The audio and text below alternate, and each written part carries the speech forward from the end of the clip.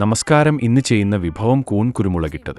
ആവശ്യമായ സാധനങ്ങൾ: കൂൺ 1 പാക്കറ്റ്, കുരുമുളക് പൊടിച്ചത് 1 ടേബിൾ സ്പൂൺ, മുളക്പൊടി 1 ടീസ്പൂൺ, മഞ്ഞപ്പൊടി 1/2 ടീസ്പൂൺ, വെളുത്തുള്ളി 4 എണ്ണം ചതച്ചത്, ആവശ്യത്തിന് കല്ലുപ്പ്, ജീരകം 1 ടീസ്പൂൺ.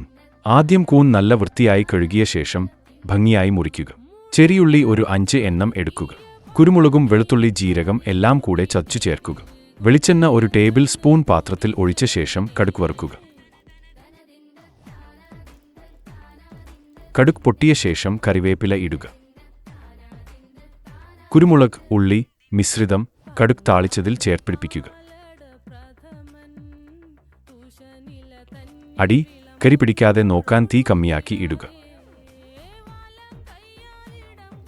നന്നായി ഇളക്കുക.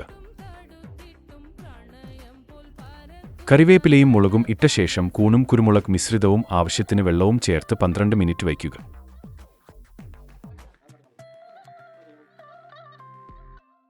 കുറച്ചുകൂടെ ചെറിയുള്ളി ആവാം. മുളകുപൊടി, മഞ്ഞൾപ്പൊടി, ഉപ്പ് ആവശ്യത്തിന് ഇടാം.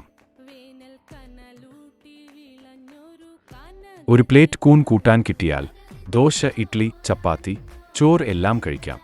ഇനിയുള്ള പാലക്കാടൻ കുനിശ്ശേരി വിഭവങ്ങൾക്കും മറ്റു ഉപകാരമുള്ള കാര്യങ്ങൾക്കുമായി ഞങ്ങളുടെ ചാനൽ സബ്സ്ക്രൈബ് ചെയ്തു ബെൽ ബട്ടൺ ക്ലിക്ക് ചെയ്യുക. കൂടാതെ ലൈക്കും കമന്റും ഷെയറും ചെയ്യുക. ഇതുവരെ വീഡിയോ കണ്ട എല്ലാവർക്കും നന്ദി, നമസ്കാരം.